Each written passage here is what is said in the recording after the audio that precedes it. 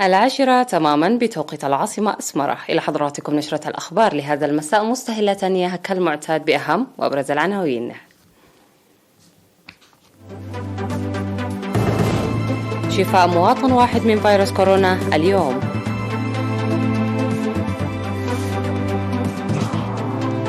زيارة الشباب العمال في الأقليم الأوسط لمواقع التنمية.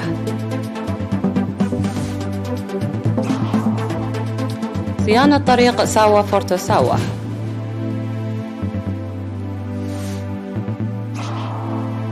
إيران تحمل أمريكا مسؤولية توقف المحادثات النووية في فيينا. كوريا الجنوبية تدعو جارتها الشمالية إلى العودة لطريق الحوار والتعاون. الأمم المتحدة تقول أن على العالم التحرك الآن من أجل عالم قابل للعيش. مرحبا بكم. إعلان وزارة الصحة. أعلنت وزارة الصحة عن شفاء مواطن واحد كان يتلقى الرعاية الصحية في مستشفى الأقليم الجنوبي، وبهذا بلغ عدد المصابين بفيروس كورونا في البلاد حتى الآن 9728، شفي منهم 9625 وتوفي 103 مريضا. وزارة الصحة 5 أبريل 2022. قام الشباب العمال في الأقليم الأوسط يوم 4 أبريل بزيارة مواقع التنمية في الأقليم الجنوبي، وزار الشباب العمال سدي لوغو ومسلام والتنمية الزراعية ومؤسسة إنتاج الألبان في حلحلة. وأوضح أحد منسقو الزيارة بأنهم تمكنوا من مشاهدة التقدم المحرز في أنشطة الحفاظ على المياه والزراعة المروية وتربية المواشي ومصنع الألبان. وأوضح مسؤول مشروع إنتاج الألبان في مؤسسة المواشي والغلال السيد جمع عبد الله في الشرح الذي قدمه للزوار أن المشروع تأسس عام 2017 بقلة من أبقار الألبان لضمان الأمن الغذائي عامة والألبان واللحوم خاصة، وتطور حاليا بالقدرات البشرية والمعدات والمواشي. من جانبها أوضح مسؤول مشروع السد مسلام المهندس برهان بينه أن السد من السدود الاستراتيجية المشيدة بالقدرات الذاتية لحجز أكثر من 40 مليون متر مكعب مياه، ويسهم إلى جانب توفير مياه الشرب لتنمية مساحة 500 هكتار. وذكر منح الاهتمام الكبير لتوفير مياه الشرب لمدن دقم حري ودباروا ومندفرة. وشرح أوضاع السد واستفادة القرى الواقعة في المنطقة من مياهه.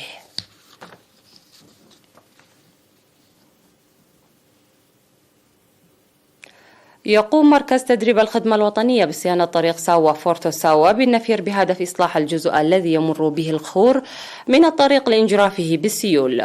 ويشارك في العمل الذي بدأ في 2 أبريل أكثر من 850 شخصا يوميا. وقال قائد مركز تدريب الخدمة الوطنية العقيد دبسايقدي بعد تفقدها أعمال الصيانة إن الخور ورغم الصيانة المستمرة ببناء الجدار والحاجز الشبكي بالأسلاك ظل يحدث الأضرار لقوة السيول، ويجري العمل حاليا بصورة أفضل وأقوى. وأشار إلى توظيف القدرات البشرية والمعدات لإنجاز أعمال الصيانة بنجاح، مشيدا بتفاني المشاركين في النفير. وأوضح قائد هيئة البناء في ساوا النقيب تسفات إنتولدي المشرف على العمل أن العمل يشمل بناء جدار بطول 130 متر وعرق 1.5 متر وارتفاع 2.5 متر. وأفاد المشاركون في العمل على بذل جهد لإنجازه قبل موسم الأمطار. عقدت حركة شباب الجبهة الشعبية للديمقراطية والعدالة في جوبا وضواحيها بجنوب السودان مؤتمرها الثالث في 3 أبريل تحت شعار التعبئة ضرورة مرحلية. وأوضح سفير إريتريا في جنوب السودان السيد يوهانس تخلا ميكائيل في الكلمة التي ألقاها في المؤتمر الذي شارك فيه حوالي 200 عضو أن حركة شباب الجبهة الشعبية للديمقراطية والعدالة نفذ أعمالا جيدة منذ تأسيسها قبل 7 سنوات، داعيا لبذله الجهد لتوعية وتنظيم جميع الشباب الإريتريين المقيمين في جنوب السودان. وقدم نائب رئيس الحركة الشاب تخلا أب برخة أب تقرير في المؤتمر على الأنشطة المنفذة، بينما قدمت الجالية والاتحاد الوطني للمرأة الإريترية كلمات تضامنية. وقيم المؤتمر المميزات والقصور وبحث أوضاع الشباب الإريتريين في جنوب السودان. وانتخب المؤتمر في ختام أعماله هيئة إدارية جديدة وإصدار القرارات والتوصيات. من جهة أخرى، عقدت السفارة الإريترية في أوغندا سيمينارا شعبيا يوم 2 أبريل في كامبالا بعنوان الهوية الوطنية الإريترية.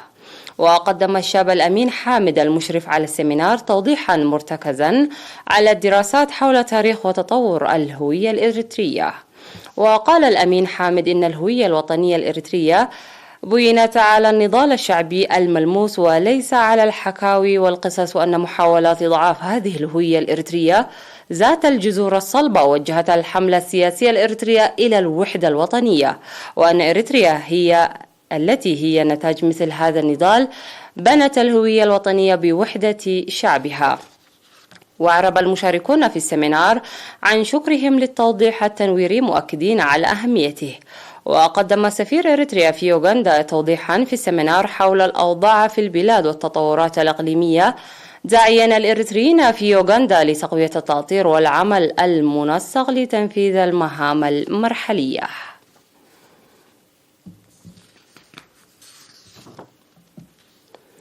أوضح أعضاء جمعية مربو نحل في مديرية جندع أن انضوائهم في جمعية مكنه من رفع الإنتاج والدخل. وأوضح أعضاء الجمعية من سكان المديرية والقادمين من أقاليم الأوسط والجنوبي وعنسبة أن العمل الفردي عرضهم للمصاعب والخسائر، والتأطير في الجمعية ساعدهم لفتح نقاط بيع في جندع وأسمر وكرن وتقديم منتجاتهم. وأشاروا إلى تمكنهم لتأطيرهم في الجمعية من الحصول على المناحل الحديثة من الحكومة والتدريب العملي. وينشط حوالي 7,000 من مربي النحل في مديرية جندع في الفترة من نوفمبر وحتى مايو سنويا.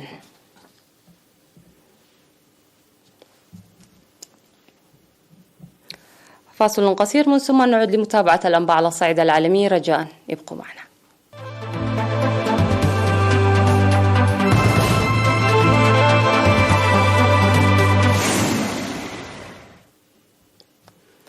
حمل المتحدث باسم وزارة الخارجية الإيرانية سعيد خطيبزادة الولايات المتحدة مسؤولية توقف محادثات فيينا الهادفة لإحياء الاتفاق النووي الإيراني المبرم عام 2015. وقال زاده في مؤتمرها الصحفي أسبوعي الاتفاق على متناول اليد إلى حد كبير، لكن الرئيس الأمريكي جو بايدن لم يتخذ قرارا بشأن العودة للاتفاق. المحادثات أصبحت رهينة للشؤون الداخلية الأمريكية. وأضاف أن على واشنطن أن تتخذ قرارا سياسيا بشأن إحياء الاتفاق، لأن طهران لن تنتظر إلى الأبد لأجل ذلك.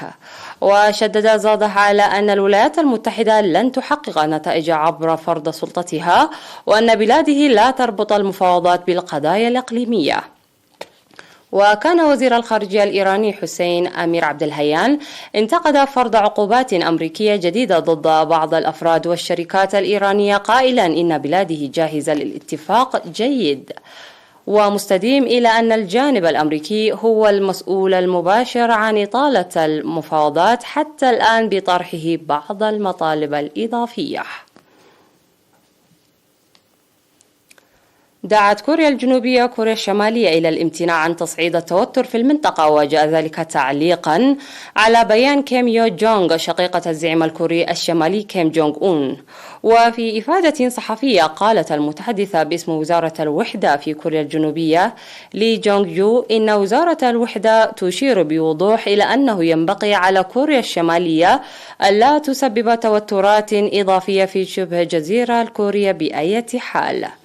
وكانت كيم يو جونغ قد وجهت انتقادات حادة لوزير الدفاع الكوري الجنوبي بسبب تصريحاته عن الضربات الوقائية المحتملة ضد الشمال، حيث هددت بعواقب خطيرة في العلاقات الثنائية. وأشارت شقيقة الزعيم إلى أن كوريا الشمالية ستعيد النظر في الكثير من الأمور المتعلقة بكوريا الجنوبية، كما ذكرت الجنوب بأن كوريا الشمالية هي دولة لديها أسلحة نووية. وذكرت وكالة الأنباء المركزية الكورية أن المسؤولية الرفيعة المستوى في الحكومة والحزب الحاكم قالت إن إدلاء وزير الدفاع الكوري الجنوبي بتصريحاته الأخيرة بشأن هجوم استباقي على الشمال كان خطأ كبيرا جدا. حذر خبراء البيئة في الأمم المتحدة في تقرير جديد من أن أمام البشرية أقل من 3 سنوات لخفض انبعاثات غازات الدفيئة المسؤولة الرئيسية عن التغيير المناخي إذا أرادت المحافظة على عالم قابل للعيش. ورأى الخبراء في الهيئة الحكومية الدولية المعنية بتغيير المناخ أن من المستحيل حصر الاحترار المناخي ب1.5 درجة مئوية مع الالتزامات العالمية الحالية، مضيفين حتى لو سجلت ذروة الانبعاث قبل العام 2025 فعلا واتخذت إجراءات فورية، فإن الاحترار قد يصل إلى 2 درجات مئويتين. وحذرت الهيئة من أنه يجب تقليل استخدام الوقود الأحفوري بشكل كبير بحلول العام 2050 من أجل الوصول إلى الهدف الرئيسي لاتفاق باريس للمناخ المتمثل في حصر الاحترار ب1.5 درجة مئوية مقارنة بعصر ما قبل الثورة الصناعية. هذا وقد استنكر الأمين العام للأمم المتحدة أكاذيب بعض الحكومات ومسؤولي الشركات في شأن مكافحة تغيير المناخ. ستصبح محطة الفضاء الدولية أكثر ازدحاما من المعتاد هذا الأسبوع عندما يرحب طاقمها ب4 زملاء جدد من شركة إكسيوم سبيس الناشئة ومقرها هيوستن، وهو أول فريق خاص بالكامل من رواد الفضاء يسافر إلى المحطة. ونالت الخطوة إشادة من جانب الشركة وإدارة الطيران والفضاء الأمريكية ناسا والجهات الفاعلة الأخرى في الصناعة، باعتبارها نقطة تحول في أحداث توسع لمشاريع الفضاء التجارية. وإذا سمحت الأحوال الجوية سينطلق فريق إكسيوم المكون من 4 رجال من مركز كينيدي للفضاء التابع لناسا في فلوريدا على متن صاروخ فالكون 9 الذي تم تجهيزه وتوصيله بواسطة شركة سبيس إكس للصواريخ التجارية المملوكة لإيلون ماسك. وسيحمل ما يسمى بفريق AX1 معدات وإمدادات من أجل 26 تجربة عملية وتكنولوجية سيتم إجراؤها قبل مغادرة المدار والعودة إلى الأرض بعد 10 أيام من الانطلاق.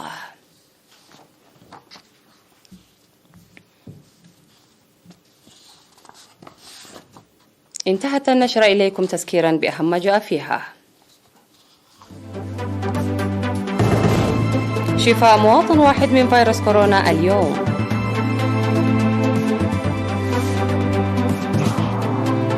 زيارة شباب العمال في الأقليم الأوسط لمواقع التنمية. صيانة طريق ساوا فورتو ساوا.